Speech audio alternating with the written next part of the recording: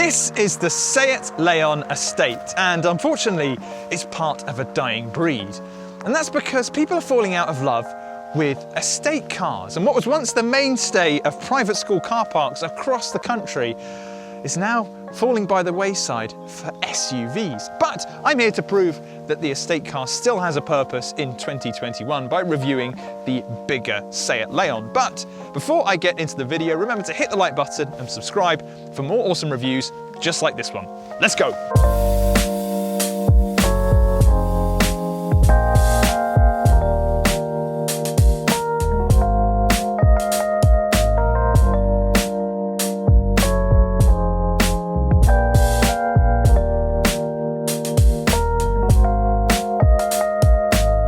This isn't just a revised version of the Leon, it's all new. And if you peel back the skin, you've actually got the underpinnings of the new Golf Mk8. So what sets this apart from the old car? Well, the design is a little bit smoother and a little bit more rounded at the edges. So while the old car was very angular, we've still got that sharp grille and sharp headlights, but there's just a few more curves, which you notice when you come a bit further around the car.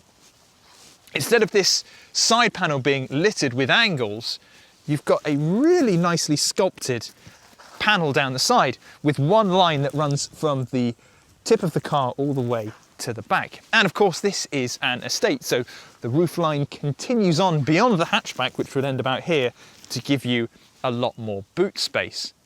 And I think the design has been rounded off a bit more to make it more appealing to more people, although I do think Seat's lost its edge a little bit.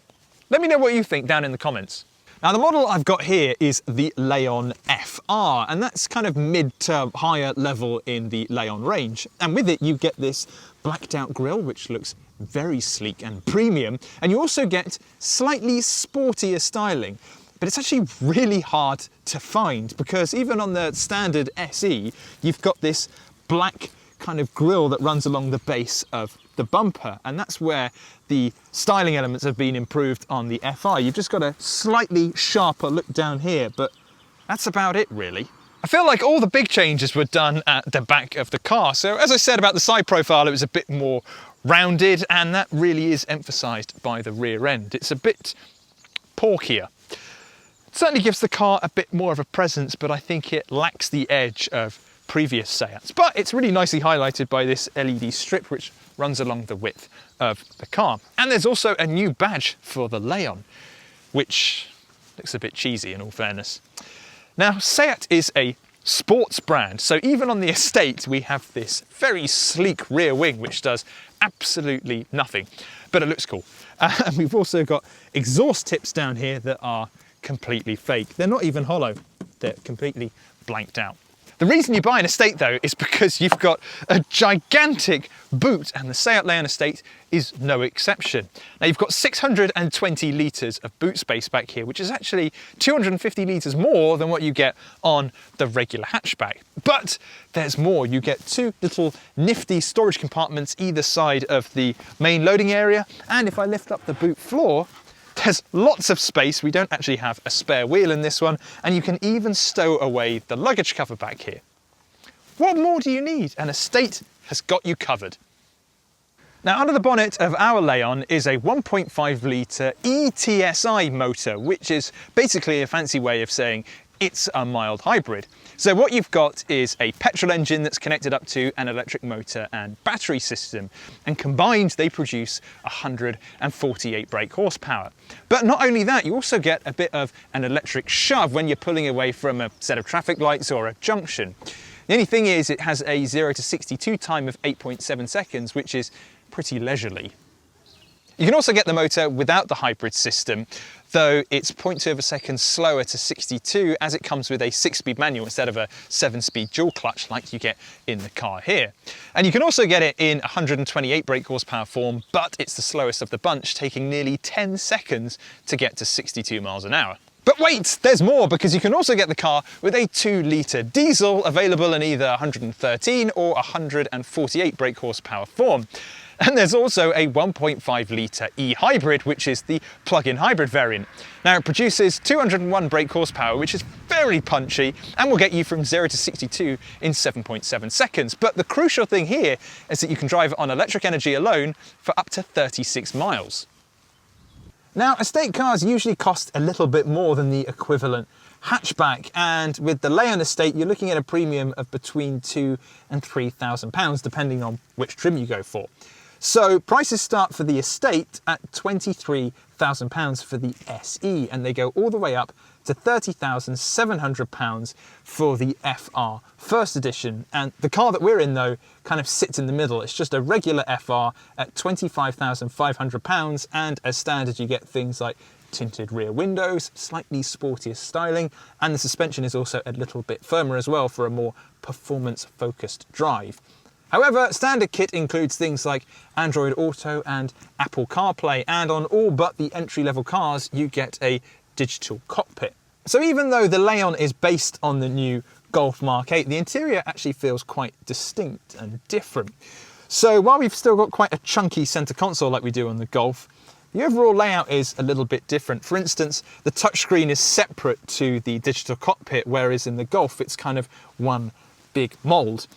The interior plastics are also not quite as good as what you get on the VW. However, the quality is still pretty high, and all the places that you're touching, like the steering wheel and the touch controls, feel pretty much exactly the same as the Golf. In fact, this steering wheel is absolutely lovely. It's a sportier finish, and no matter which car you go for, you'll always get this style of wheel. But on the FR, you've got orange stitching and a kind of slightly sportier grip.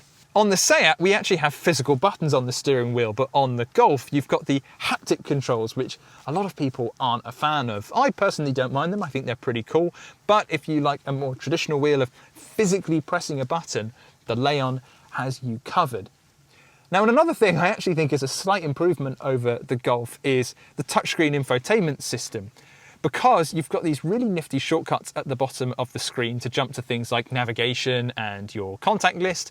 But the actual overall look of it is more colourful and easier to use while on the move. That being said, you still have the touch controls for the heating and volume, which is just so complicated to use. I really wish they would stop using this. It's a new feature on the Golf Mk8 and the new Leon, and I just don't think it works, because when you're driving along, you want something physical, at least a button to change the heating controls, and the slider just isn't accurate enough. You can also enter a more complex AC menu, and it is just baffling. I've spent quite a long time trying to figure out how the AC menu works, and I'm completely lost. Now, as I mentioned earlier, all but the entry-level cars come with a digital cockpit, and I absolutely love it. Now, some people prefer analog dials, and I think it works in a performance car, but in something like a Leon, which you're going to use every day and it's got to be simple to use, this digital system is the best thing because it's customizable. So while I'm here, I can see a nice clear readout of the revs and speed, and as this car actually monitors traffic signs, if I go past, let's say, a 30 limit, it'll give me a little red dot next to where 30 is, so I know not to go over it. But I can customize it. So again, at the moment I can see my speed and revs, but by clicking the view button, I can go and take a look at the sat nav. I've got it pulled all the way back just to show you, but you can zoom in and have a slightly clearer route. And you can also go for a more simple display. If you just want to see a readout of your speed, you can do so. It just makes the Leon feel like a more premium and futuristic car. A lot of people are just going to bypass the infotainment system and use Apple CarPlay or Android Auto, and the former can actually be used wirelessly. And speaking of wireless, you've got wireless phone charging down here in the center console, but if you're not a fan of that, there are two USB-C connectors. We've got two little trays down the side here, which are good enough for, I don't know, your house keys. And then here we've got a nice big drinks holder for one drink, and then behind that there's a much smaller one, which is probably good for those little kind of iced latte things that you can get at Motorway service stations, which are pretty horrible. Behind that, underneath the armrest, we've got a pretty medium-sized storage bin, but there's a 12-volt charger in there. And then to my right, we've got a nice big storage bin in the driver's door, which can fit a pretty chunky drinks container. One of the issues with the old Leon is it was quite cramped in the back, but that is absolutely not a problem in this new car. I've got plenty of legroom to play with, as well as headroom too. And just for your reference, I come in just under 6 foot. So if you are 6 foot and over, you'll be absolutely fine back here. One of the things that I found really striking though is that the middle seat is really wide. So if I were to go and sit here, I think I could sit here very comfortably on a long journey, and I think the people next to me would be fine as well, although there is a bit of a transmission tunnel in the middle of the floor. But it does mean I can hog the climate controls, which I can actually change with buttons back here, and there's also 2 USB-C chargers as well.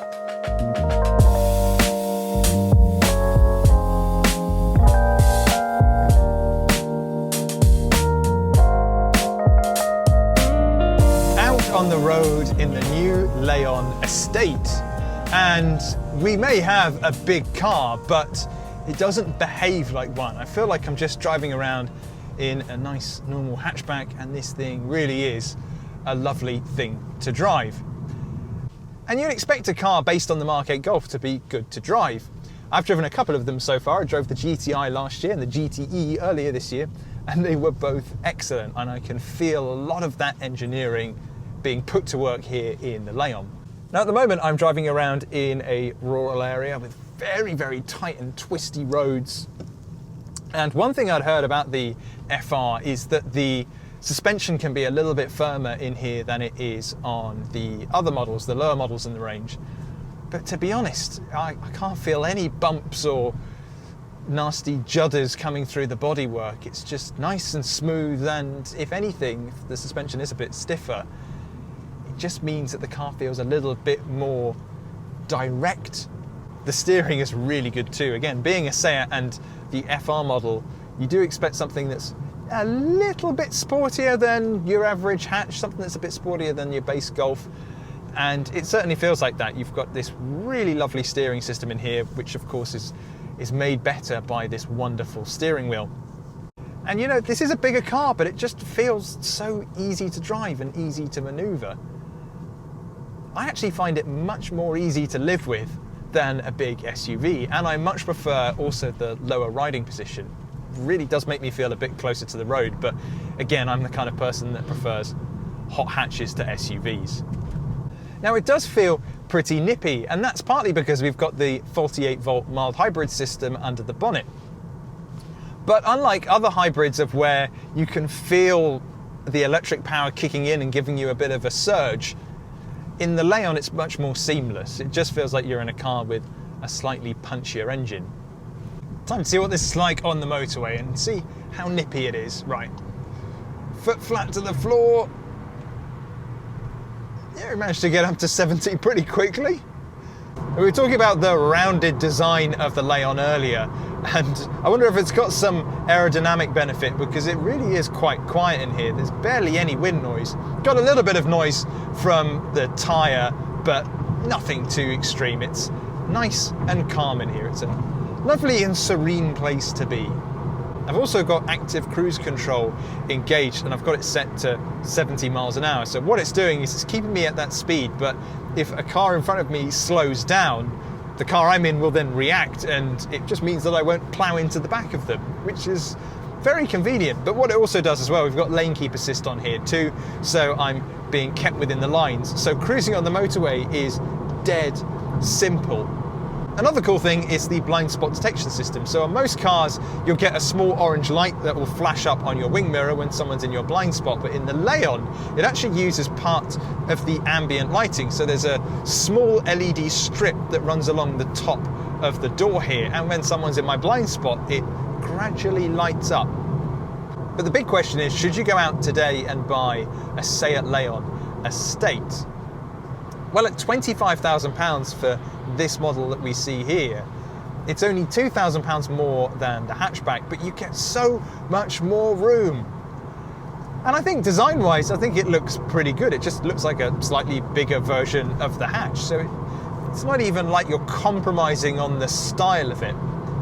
It's a relatively good looking car. It's a tad boring compared to Seats of old, but it's still pretty smart. Yes, it faces stiff competition from within its own group. Look at the Skoda Octavia Estate, for instance, very, very good car. But I think if you're after something that's just got that slight whiff of sportiness to it, a slightly sporty steering wheel and a slightly firmer but not back-breaking ride, then the new Leon is the way to go. And personally, I prefer it in here to the new Volkswagen Golf, and I know that's a lot of people are going to think I'm crazy for saying that, but I really do. This is a very lovely place to be. Now, the £23,000 starting price is just that, a starting price. If you head over to yesauto.com, you'll be able to find loads of awesome deals on both new and used Seat Leon estates. In fact, when I was having a snoop earlier, I was able to find a slightly used example for about £2,000 off. And I really recommend you do go take a look, because there are plenty of reasons to pick up an estate in 2021. And this new Leon really does make a great argument for itself.